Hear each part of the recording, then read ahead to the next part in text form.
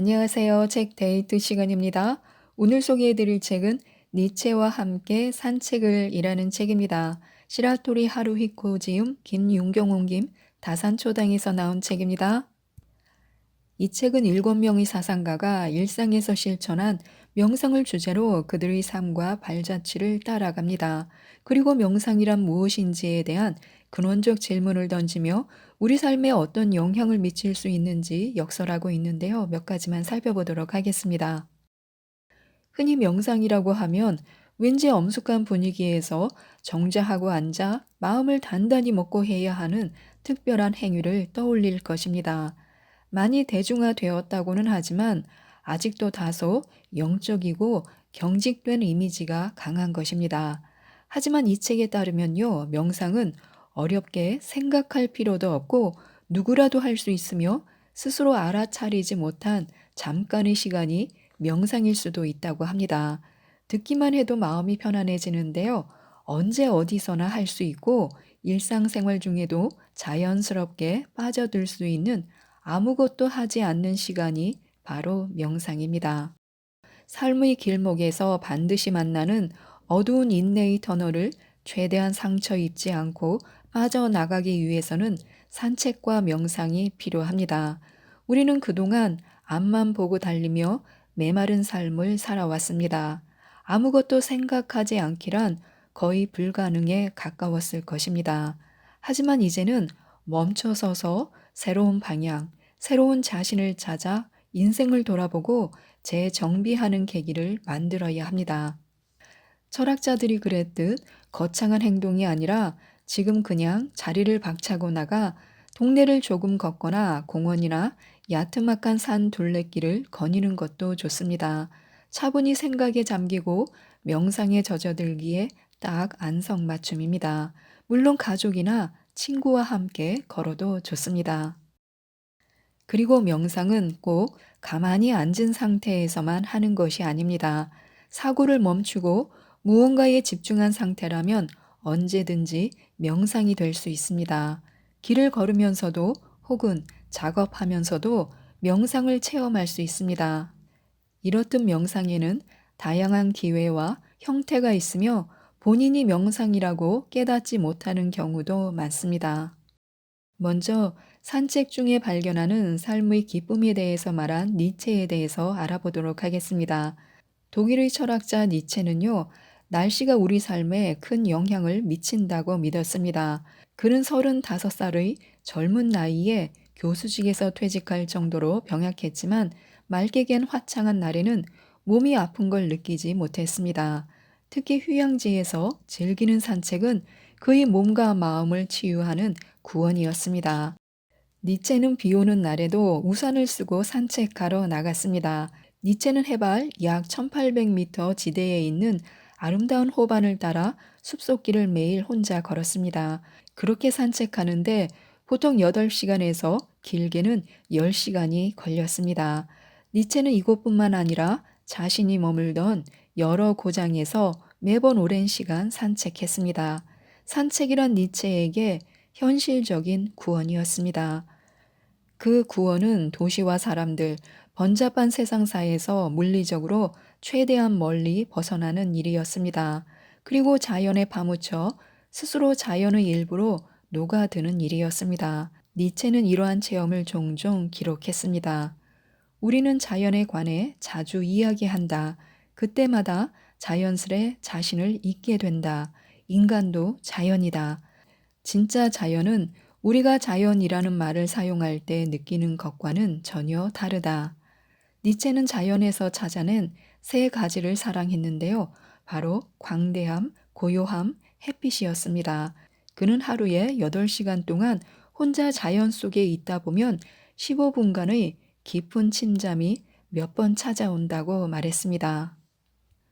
그 8시간 동안 몇 번인가 아주 깊은 15분이 찾아온다.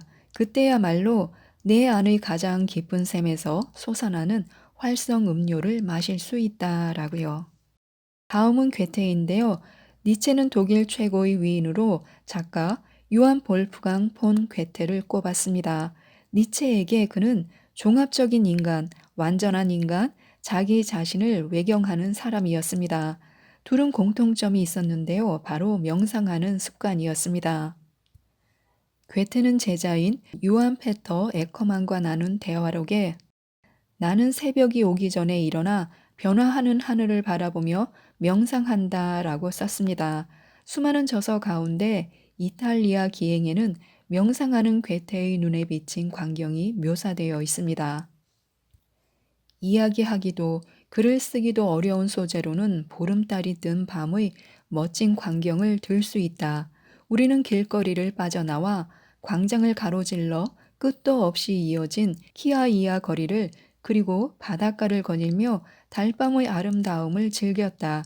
그럴 때면 공간이 촉발하는 무한한 감정이 사람의 마음을 압도한다. 다음은 길가의 꽃에서 시를 체험한 릴케입니다. 시인 라이너 마리아 릴케는 19세에 첫 시집을 출간한 이후 일정한 직업 없이 독일, 오스트리아, 이탈리아, 러시아 등 유럽 각지와 아프리카 곳곳을 여행하며 살았습니다. 그는 친구와 지인의 도움을 받아 자유롭게 떠돌면서 시, 수필, 소설을 썼습니다. 그는 사교성 있고 활달한 성격이 아니었습니다. 시인답게 소박하고 고독한 모습으로 늘 평온하게 지냈습니다. 시의 소재를 찾기 위해 공원, 동물원, 식물원에서 인간과 동식물을 유심히 관찰했습니다. 그는 명상 상태일 때 자신이 겪은 일을 에세이, 체험에서 다음과 같이 표현했습니다. 파도가 몰아치는 높은 언덕에 우뚝 선 성안의 정원에서 책 한 권을 들고 걷다가 관목의 벌어진 가지 사이에 몸을 기댔다. 그러자 풍요롭고 평온한 느낌이 찾아와 완전히 자연 속으로 녹아들었다. 책을 읽는 것도 잊어버리고 거의 무의식적이라고 할 수 있는 관조의 세계를 떠다녔다. 모든 대상이 한층 멀어지면서 동시에 한결 더 진실한 모습을 드러냈다. 독일의 사회심리학자 에리히 프롬은 나치가 정권을 장악하자 스위스를 거쳐 미국으로 망명했습니다. 그 후 프롬은 주로 멕시코와 미국의 대학에서 교수로 지내며 연구에 전념했습니다. 프롬은 서재와 강의실만을 오간 학자가 아니었습니다. 수많은 인생 경험을 거치며 자유와 사랑에 관한 인간학을 만들어냈습니다. 그는 이론만 내세우는 것이 아니라 몸소 실천했고 현대 사회에서 인간성을 되찾기 위해서는 무엇보다 명상이 필요하다고 강조했습니다. 현대인은 모든 일을 처리하는 데 쫓기며 하루하루를 소비한다. 현대 사회가 생산과 소비 시스템의 효율적인 구조와 속도만을 쫓기 때문이다. 현대 사회는 생산과 소비를 촉진하기 위해 끊임없이 신제품을 만들고 헤아릴 수 없이 많은 광고를 내보내 구매 욕구를 부추긴다. 우리는 그 상황을 당연하게 받아들이고 끝없이 물건을 사들인다. 모든 일에 지나치게 민감하게 반응한다. 마음을 놓을 잠도 없이 느긋하게 자신만의 시간에 젖어들지도 못한다. 평온하게 지내는 시간이 매우 적다. 어떤 일에도 집중하지 못한다. 하지만 아무것도 하지 않으면 견딜 수 없는 무료함이 자아를 덮친다. 평정한 상태로 집중하지 못한다. 이렇게 인간성을 잃고 나아가 인생을 잃게 된다. 이런 상황을 피하기 위해서 명상으로 집중력을 길러야 한다. 집중력이 강해지면 각성할 수 있기 때문이다. 다음은 부버인데요. 마르틴 부버는 세계적으로 잘 알려진 독일의 종교 철학자입니다. 부버는 소년 시절부터 36세의 어느 날까지 수시로 종교적 체험을 했고 저서 나와 너의 그 체험에 대해서 썼습니다. 예를 들어 그는 이런 경험을 했습니다. 시간이 문득 일의 진행 방향 밖으로 이끌려 나갔다. 이는 깊은 명상에 빠졌을 때 일어나는 현상으로 시간이 없어진 느낌을 표현한 문장입니다. 이러한 느낌은 영원, 시간의 정지, 공간 체험 등으로 사람마다 다르게 표현됩니다. 부모는 이러한 체험을 뭔가 흔하고 예사로운 일이 가령 어떤 익숙한 사물을 바라보는 동안에 시작되기도 했다라고 기록했습니다. 다음은 일본의 사상가 스즈키 다이세스인데요.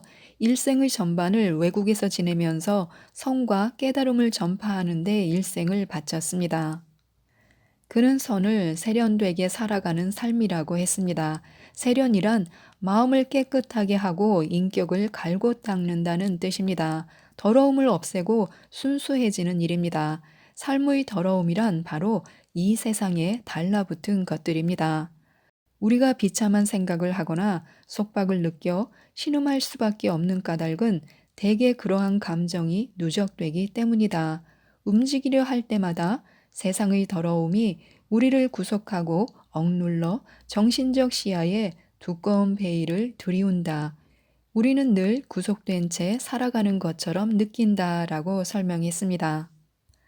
다음은 도겐선사인데요. 명상을 실천하고 지혜를 얻어 언어로 표현한 철학자가 바로 도겐선사입니다. 도겐선사는 수행자들을 세심하게 배려하는 자상한 스승이었습니다. 도겐선사는 다음과 같이 행동하라고 가르쳤습니다. 다른 사람의 마음에 들려고 아첨하지 마라. 남이 고마워하길 바라지도 마라. 선뜻 무언가를 남에게 베풀어라. 상대에게 도움이 되는 것을 아낌없이 줘라. 다른 사람들을 위해서 일하는 것도 보시다. 나에게도 베풀어라. 마음을 주고 목숨을 주는 것도 보시다. 다른 사람에게 자상하게 말하라. 나만 특별해지려고 해서는 안 된다. 타인과 너무 다르면 안 된다. 남이 하는 것도 하라. 사람을 싫어하거나 귀찮아하지 마라. 모든 일을 온화한 표정으로 마주하라. 지금까지 이 책에 대해서 말씀드렸는데요. 니체는 진정 위대한 모든 생각은 걷기로부터 나온다고 말했습니다. 명상과 철학에 대한 심적 부담감을 낮춰주는 책이기에 꼭 한번 읽어보시고 마음의 평온을 위해 걷기부터 시작하시는 것도 좋을 것 같습니다. 이상 책데이트였습니다. 감사합니다.